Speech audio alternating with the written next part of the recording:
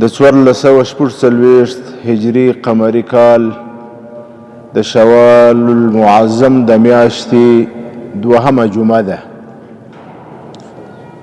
په داسې حالت کې موږ او تاسې سره یو ځای کیږو چې زموږ او ستاسې وطن عزیز او مملکت وطن د یو مشکل سره بیا مخ دی. هغه مشکل د مهاجرینو دی. اونمو مسلمانان که بسبب اشغال خارجی، بسبب حفظ دین خود و بسبب حفظ عزت خود از وطن خود هجرت کرده بود و رفته بود، فنا گرفته بود در دامن و در بغل دیگر برادرای مسلمان. به اینمی فکر که اونجا عزت ما، ابروی ما، دین ما محفوظ میشه. ولی امروز ما و شما اینمی حالت را میبینیم که همراه اونمو مهاجرین یک قسم ظلم و بیدردی و یک وحشت و بربریت روان است که اونها که یک وقت دعوه کرده بود که ما انصار مدینه هستیم و شما مهاجرین مکه هستی. اونمو مردم نه تنها که نام نصرت را بدنام کرد، نه تنها که انصار شد، بلکه نام انسانیت را هم بدنام کرد. بر نام انسانیت اونها یک داغ شد. هغه خلق چې دا دعوه به کول چې تاسو مهاجرین یاست د مکې غوندي، موږ به انصار یو د مدینې غوندي. نه یوازې دا چې د مدینې منورې د انصارو چل خو یې نه وکړي، د هغو غوندې طریقه خو یې نه وکړل، بلکې هغه د انسانیت حدود یې هم پرېښول. د اسلامیت حدود یې پرېښول، د انسانیت حدود یې هم پرېښول. هغه مسلمانان چې 40 15 و 30 کاله د دوی په وطن کې، د دوی په بغل کې تیر کړل، نه یوازې دا چې د دوی رسنۍ، بلکې د دنیا ټوله بے طرفه رسنۍ به اینمی اقرار میکنه که در 101% هم اینمی مهاجرین در اونمو فسادها، در اونمو دزدی و مشکلات که در اونمو وطن است، در 101% هم در اونها مهاجرین نیست، بلکه اونمو مهاجرین افغانستان در تمام دنیا که رفت. ما می توانیم که بر اینمی منبر اینمی دعوه کنیم که یقینا مهاجرین افغانستان در هر جای دنیا که رفت سنت و طریقه عبدالرحمن ابن عوف رضی الله عنه را زنده کرد. عبدالرحمن ابن عوف رضی الله عنه یک صحابی مهاجر بود. وقتی که عبدالرحمن ابن عوف به مدینه منوره هجرت کرد، نبی علیه السلام عبدالرحمن را همراه سعد یک جا کرد. اینمی را در اصطلاح شریعت مواخات گفته میشه.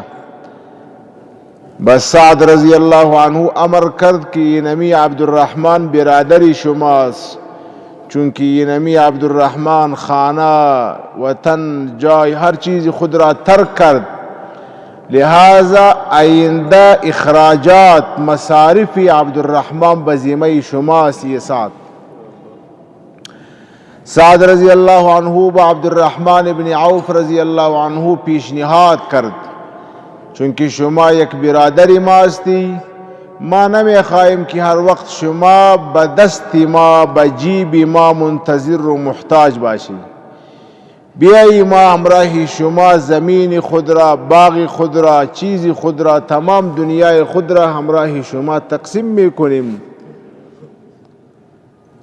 هر چیز که ما داریم دوم برادر شما هستی همراه ما اینمی تمام سلسله دنیا را همراه شما تقسیم میکنیم، اینمی را شما در ضروریات خود صرف کنی.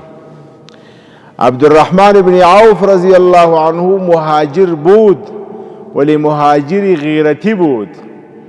عبدالرحمن بن عوف رضی الله عنه برادری انصاری خود چه گفت؟ بارک الله لك فی اهلک و مالک، بر شما مال شما، اهل و عیال و خانه شما مبارک باشه. الله جل شانه بر شما اینمی تمام مبارک کنه. ما مهاجر هستیم ولی مرد هستیم. دلنی علی السوق، ما یک جوان هستیم، یک تاجر هستیم، یک کاروباری هستیم. ما اینمی کار نمی کنیم که به دست شما احتیاج می کنیم که از شما می خوریم، از جیب شما، از نینی. دلنی علی السوق، فقط اینمی یک کار کنی که با ما راهی بازار، راهی مارکت، راهی منڈی با ما نشان بیتی. ما میریم اونجا خود کاروبار و تجارت میکنیم. رفت به بازار، اونجا در بازار تجارت و کاروبار و چیزها را شروع کرد. یک چند روز پس نبی علیہ السلام عبدالرحمن را دید و علیه اثر السفره، بر بدن بر لباس عبدالرحمن رضی الله عنه اثر خوشبویی بود. نبی علیہ السلام از عبدالرحمن بن عوف سوال کرد ما هذا یا عبدالرحمن؟ عبدالرحمن تو یک اثر خوشبویی را می بینیم، شاید در زندگی شما کدام تبدیلی آمده، خیرخواست چی است؟ عبدالرحمن بن عوف گفت یا رسول الله نعم، ما عروسی کردیم، بازار رفتیم، در بازار الحمدلله تجارت کردیم، در نتیجه تجارت پیسه را به دست آوردیم، آل نکاح کردیم علی زینت نوات، با اندازه یک نوات، د خورما د کجوری چې کومه دانه ده دومره مقدار سره زر می ورکړل، واده می وکړي. نبی علیہ السلام مبارک بری او دعا می کنه بارک الله لك و بارک الله علیک اولم ولو بشاتم. عبدالرحمن ماشاءالله الخو حالت شما خوب شد، یک ولیمام جور کنی، یک نانم جور کنی، ولیمه کنی، اولم ولو بشاتن، یک گوسپند را ذبح کنی، یک ولیمه جور کنی. ما اینمی دعوه داریم که اینمی برادرای مهاجرین افغانستان که در هر جای دنیا رفت الحمدلله ثم الحمدلله اینمی سنت عبدالرحمن بن عوف را زنده کرد. هر جا که رفت اینمی کار کرد که دکان خود را، نانوایی خود را، ریڑی خود را، تجارت خود را شروع کرد. اینمی مردم ایطور نبود که بر اونها یک بوج بود که به خانه انصاری انتظار بود که به ما نان بیتی، به ما پلان، بلکه اینمی مردم الحمدلله رفت و تن اونمو مردم را آباد کرد. زیرا که مردم افغانستان اکثر کاشتکار بود، زراعت شناس بود. اونمو زمینه ها که در دیگر وطن ها بود، اونمو زمینه ها ایطور مانده بود. مردم ما و شما رفت اونجا الحمدلله زمینه های اونها را آباد کرد. لیکن اونمو مردم حق نصرت خود را ادا نکرد و اینمی مهاجرین را ببی احترامی، ببی قدری، ببی عزتی، ببی توهینی اونها را از خانه خود، از نظام خود، از مال خود کشید و دوباره اونها را به یک هجرت نو مجبور کرد. ولی در اینمی سلسله ما دیگر چیز نداریم، بس اینمی یک چیز داریم که ما و شما به سر خود یک رب جل جلاله داریم و اونمو رب جل شانه یک صفت داره ان ربک لبالمرصاد.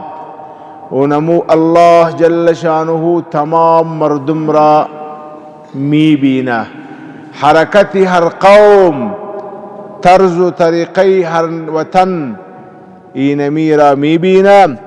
والله عزیز ذو انتقام، و اینمی الله جل شانه یک صفت داره که انتقام می گیره. وما ظلمناهم ولكن ظلموا انفسهم. الله جل شانه په قرآن شریف کې د پخواني قومو چې کله عذاب بیانوي نو د عذاب په آخر کې الله جل شانه اعلان کوي وما ظلمناهم ولكن ظلموا انفسهم. په دې خلکو چې کوم عذاب راغلی دی عذاب ما ظلم نه دی کړی ولكن ظلموا انفسهم. دې خلکو په خپل ځان خپل ظلم کړی دی. هغه څه کړی دی چې څه کرے هغه بریبه. موږ ډېر لنډ داسې وخت وینو، ډېر لنډ داسې وخت وینو چې دغه قومونه چې د دې مهاجرینو توهین کوي داسې وخت به راځي چې بیا به دغه قومونه دربدره وي او دا به و هجرت ته مجبوره وي او بیا به دی دغسې خلک د خپلو کورو مالو څخه جدا کوي او شړلو ته به مجبوره کوي. ځکه ما او تا یو رب لرو والله عزیز ذو انتقام. او الله جل شانه عجیبه ده د مظلوم په سلسله کې در سلسله مظلومیت الله جل شانه درمیان مؤمن و کافر هم فرق نمیکنه. در سلسله مظلومیت الله جل شانه درمیان مؤمن و کافر هم فرق نمیکنه. در حدیث مقدس است وقتی که یک شخص مظلوم باشه ظالم بسر مظلوم ظلم میکنه الله جل شانه به مظلوم اعلان میکنه و عزتی و جلالی لانصرنک ولو بعد حین. ای مظلوم ما قسم میخوریم به عزت خود به جلال خود که ما نصرت شما میکنیم ولو بعد حین.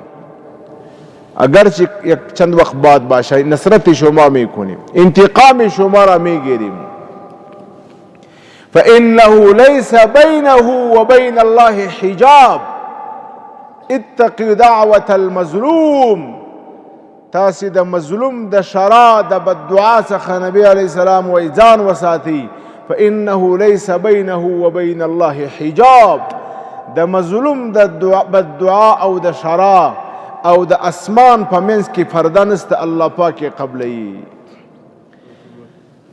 لہذا دا چې زموږ او ستاسو د مهاجرینو سره کوم حالت روان دي او د مسلمان په نامه خلق کوي، د همسایه په نامه خلق کوي، الله جل شانه ته به یې پرېږدو، انتقام به الله جل شانه اخلي ان شاء الله. البته یوه خبره مهمه دا هغه ده چې زما او ستا په دې وخت کې کومه وظیفه جوړیږي. در اینمی وقت که اینمی مهاجرین به وطن ما و شما می آیا، اینطور مردم هم است که تا حال وطن خود را ندیده، خاک خود را ندیده، اگرچه منصوب به اینمی وطن است ولی ندیده و از اونها مال اونها، جایداد اونها، هر چیز اونها اونجا از اونها گرفته. آل نمی مردم که به ما و شما می وظیفه ما و شما چی است در اینمی حالت؟ اسلام چه هدایت میته به ما و شما؟ قرآن کدام تعلیمات میته به ما و شما؟ اولین تعلیم خوب ما و شما اینمی لفظ انسانیت میته.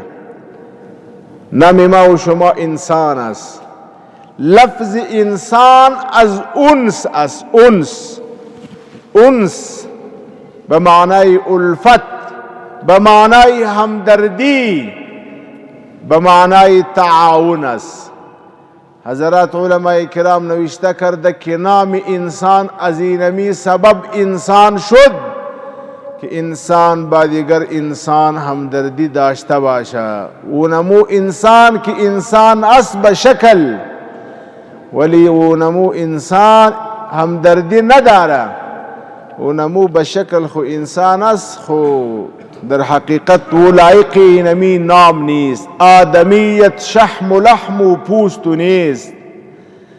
آدمیت شحم و لحم و پوست نیست. دا نوم د انسان زما استاسه تقاضا کوي چې کله د انسان نوم راته وویل شو، زما او ستا په زړه کې به د بل انسان همدردي وي. د انسان نه د یو ژوندي شي همدردي به وي، د یو ژوندي حیوان همدردي به وي. د اسلام مقدس دین څنګه تعلیمات راکوي؟ د بخاری شریف حدیث دی، نبی اکرم صلی الله علیه وسلم فرمائی ان امرأة زنیہ مرت على رأس رکیہ فرأت کلبا. یو ښځه ده بد عمله ده، زناکاره ده، بد عمله ده، په لارې باندې روانه ده. دې زناکارې بد عملي بدکارې بدلمونې ښځې یو سپی ولیدي. سپی تږی دی، د څا په غاړه پروت دی، ژبه یې راوتلې ده د تندې څه، نه و څا ته رسېږي چې د څا اوبه وچښي، او نه بل ځای د اوبو انتظام شته. فنزعت خفها فاوثقتها بخمارها. دې بد عملې ښځې بدکارې ښځې خپله موزه وایستله، بوټ یې وایستی او دا په خپل څادر باندې وتړي، او بیا یې په دې سره د هغه څا څخه اوبه راوایستلې، بیا یې هغه سپی اوبه کوي.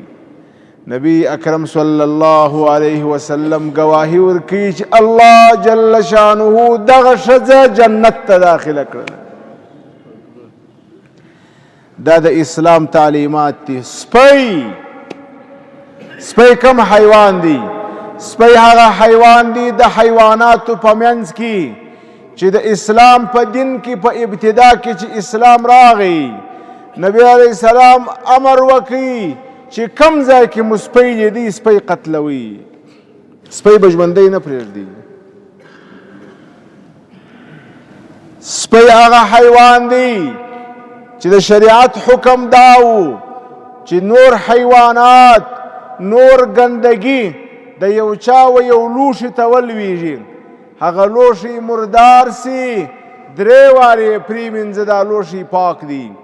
ولی حدیث شریف د ابي داود دی، نبی علیہ السلام فرمائی اذا ولغ الكلب في اناء احدكم فاغسلوه 7 مرات. سپی دومره نجس دی که سپی په یو لوښي کې خوله وواله، سپی دا لوښي چې پاکوي 7 ځلې به مینځي، نور شان به 3 ځلې مینځي، دا به 7 وارې مینځي. خو دومره نجس حیوان دا یو زناکاره بد عمله ښځه اوبوي، الله جل شانه تمام گناه اینمی زن را به اینمی یک عمل که همدردی و تعاون همراهی سگ کرد، الله جل شانه تمام گناه اینمی زن را معاف کرد. اینمی هدایت است به انسان، اینمی هدایت است به مسلمان. والله في عون العبد ما كان العبد في عون اخيه. ترڅو چې یو مسلمان د بل مسلمان په کومک کې وي، ترڅو چې یو مسلمان د بل مسلمان په کار مشغول وي، ترڅو چې ته د بل چا په کومک باندې اخته یې، ستا کار به الله جل شانه کوي برای راست. زما بابا، زما والد ماجد حضرت شیخ الشهدا ذاکری رحمه الله به فرمایل ولزما چې کله هم یو کار ته سودا سي، هغه کار مشکل وي، سخت وي، زه نسم کولی، ولزه دا کار کوم چې په دې وخت کې د بل چا په کار مشغوله سم. په دې خاطر چې زه د بل چا په کار مشغوله سم نو بل زما کار الله پاک راته کوي. یہ نمی ایک عجیب فارمولاست. حضرت والد صاحب رحمه الله یک مرتبه فرمود که در قندهار مسجد ما بود، بسیار کهنه شد مسجد ما اراده کرد که مسجد خود خانه ما بسیار کهنه بود، اراده کردیم که خانه خود را جور کنیم از سر نو. ما پیسه را برابر کردیم، تقریبا در اونمو وقت 50,000 افغانی را برابر کردیم که خانه خود را جور کنیم. وقتی که انجینر را آوردیم او را که خانه را که دید گفت که به اینمی خانه 1,00,000 مصرف میه، 70,000 مصرف میه. امرای ما 50,000 بود. الحیران شدیم که دیگر پیسه را از کجا کنیم. بسیار فکرمند بودیم. رفتیم وقتی چاش بود در مسجد خو شدیم. در اینمی وقت در دل ما اینمی به طور الهام آمد که بیا همراه الله تعالی معامله کنی، بیا همراه الله تعالی معامله کنی. به خانه دیگر کس میری از او خوب است همراه الله تعالی معامله کنی. در مسجد اینطور به یک دیوار خو بودیم، به دیوار مسجد که نظر کردیم و دیوارای مسجد بسیار کهنه شده بود. بس از اونجا دوباره استاد شدیم، رفتیم پشت و نمو انجینر را آوردیم که اینمی 50,000 را بگیری در اینمی مسجد مصرف کنیم. و نمو 50,000 را در مسجد مصرف کردیم، مسجد را مکمل جور کردیم. یک ماه تیر نشده بود که الله جل شانه به ما از یک طرف 1,20,000 داد. با 70,000 خانه را جور کردیم، دیگر به ما ماند. والله فی عون العبد ما کان العبد فی عون اخیه. ته د الله جل شانه د بنده په کار ورسه، ستا مشکل به الله جل شانه حل کی. راسی مسلمانانو، راسی د کابل خلقو، راسی خپل هر څه د افغانانو سره د مهاجرینو سره شریک کو. خپل مهاجرین ورونه داسې په سر باندې کښېنوو، داسې استقبال یې وکړو چې زموږ دا مهاجرین ورونه دا احساس هم نه کړي چې موږ و داسې ځای ته راغلي یو چې زموږ څه خپل څه پاته سوي دي، بلکې و دې خپلو مهاجرینو ته باید دا احساس ورکړو چې دوی پر خپل تیر عمر هم باید پښیمانه سي چې کاشکې وختي راغلي وایي.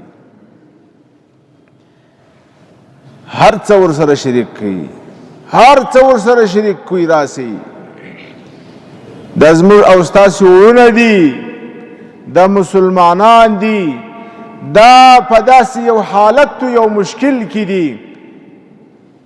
ارحموا من فی الارض یرحمکم من فی السماء، الراحمون یرحمهم الرحمن تبارک وتعالی.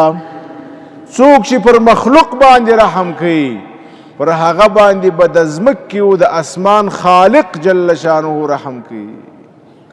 ارحموا من فی الارض یرحمکم من فی السماء. تاسې د ځمکې په اوسېدونکو باندې رحم وکئ، د اسمانو او د ځمکو مالک رب جل شانه به په تاسې باندې رحم وکړي.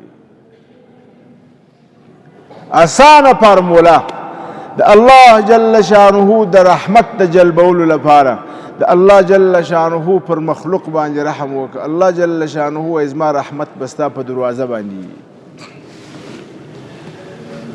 زموږ حضرات علماء کرام نوشته کوي چې زموږ او ستاسې په سلسله کې د علماو یو مشهور عالم، یو مشهور محدث چې د احادیثو لوی امام دی، دا وفات شو.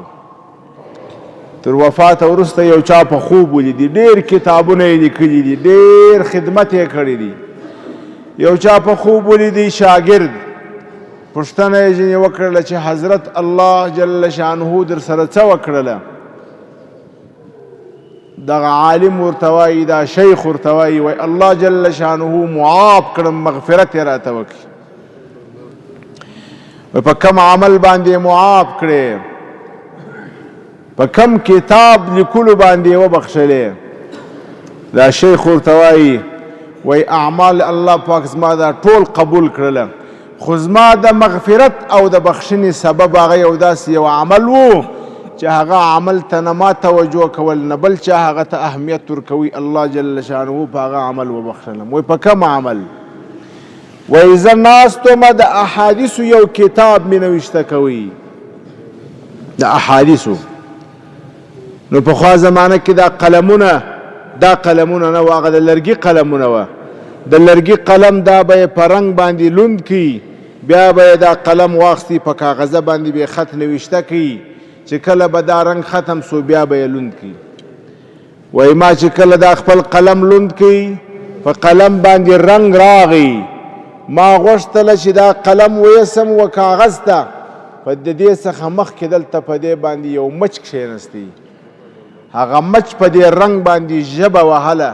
تږي و ما د ځان سره دا فکر وکړي چې دا د الله جل شانه مخلوق دی او دا تږي دی بس دا قلم مې داسې ونیوي تر څه وخته پورې چې مچ ناست ما دا قلم نیولی و چې مچ په خپله والوتی ولاړ سو بیا ما په دې قلم باندې نوشته و خط شروع کړي زما دغه عمل و الله جل شانه ته خوښ سوی و الله جل شانه زما ټول ګناهونه او ټول هر څه را معاف کړل په دې عمل باندې او جنت ته داخل کړل ارحموا من فی الارض يرحمكم من في السماء من ستر مسلما ستره الله في الدنيا والآخرة چا چې په مسلمان باندې پرده واچول الله جل شانه به په دنیا او آخرت کې پټ کی الله جل شانه په قیامت کې یو بنده حاضر کی دې بنده ته به الله جل شانه وایي ای زما بنده تا ته ما دا نعمتونه درکړي وه بنده به اقرار وکړي او یا رب دا ټول نعمتونه دې ما ته راکړي وه الله جل شانه به و دې بنده ته وګیله وکړي چې زه په دنیا کې وږی وم تا ولې زما غم نه خوړي تا ولې ما ته خوراک نه راکوي زه په دنیا کې تږی وم تا ما ته ولې اوبه نه راوړلې زه په دنیا کې لڅ وم تا ولې زما د لباس او د جامې غم نه خوړي بنده به ورته وایي یا رب ته خو صمد او بې نیازه د هر احتیاجه پاکې ته خو خوراک او څښاک او لباس ته ضرورت نه لرې یا الله څنګه ما ستا تعاون او کومک په دې شانو کړی وای الله جل شانه به ورته وایي و بنده ته چې زما پلانکی بنده ستا امسایه ستا قریب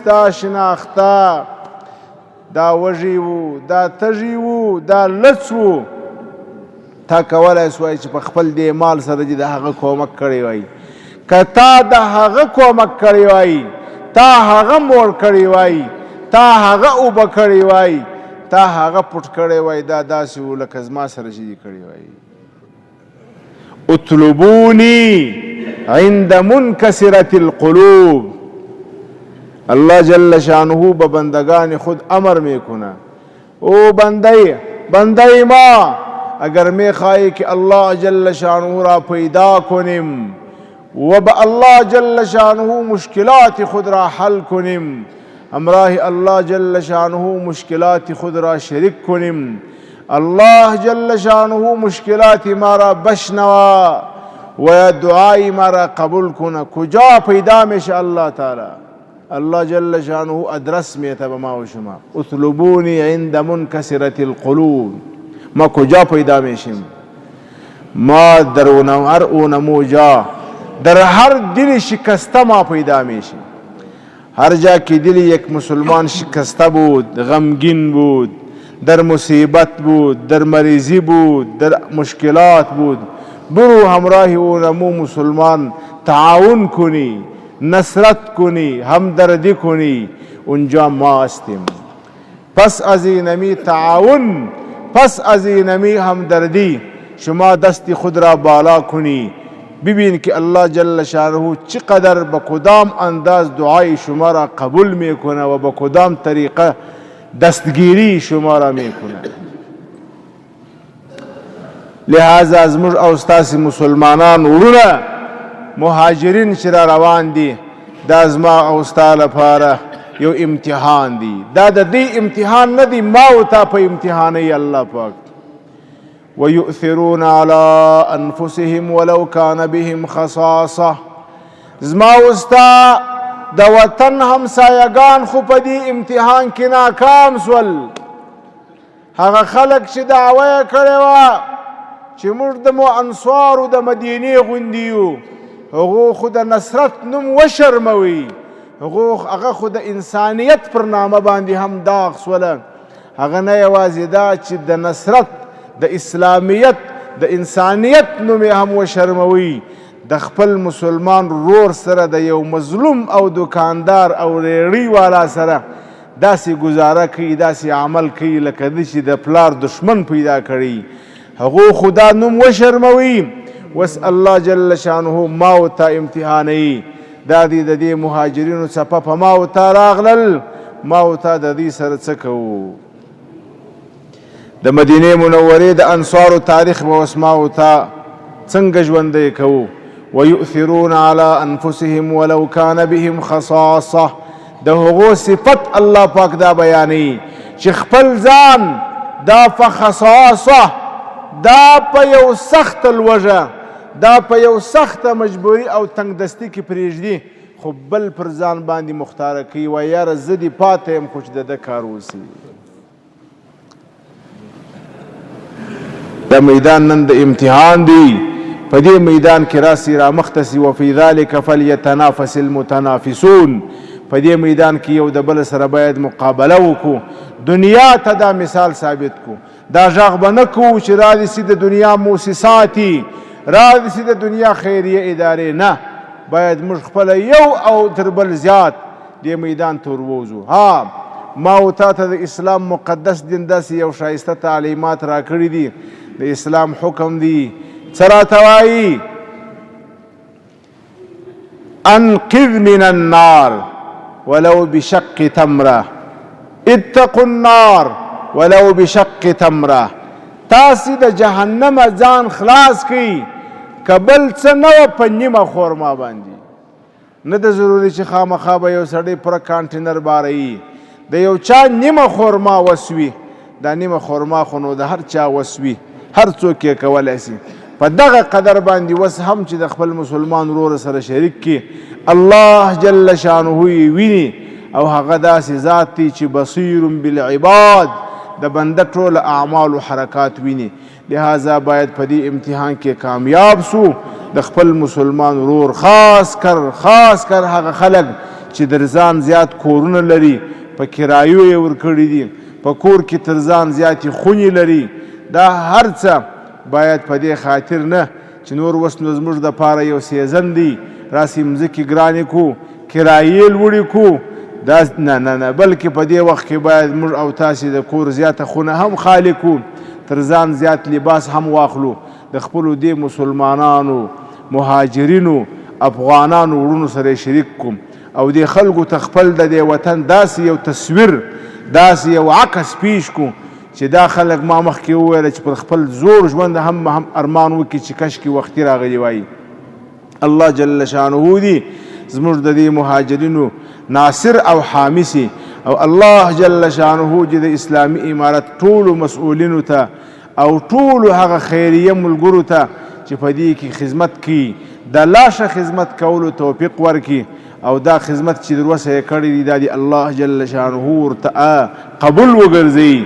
د نور دی الله جل شانه ټولو موږ او تاسو ته توفیق را نصیب کړي، او دی الله جل شانه چې کم څه یې پاته سوي دي د دې مهاجرینو، د دې دی الله پاک په دې خپل وطن کې ودی ته تر هغه نعم البدل او نعم العوض نصیب کړي. اقول قولي هذا واستغفر الله لي ولكم ولسائر المسلمين.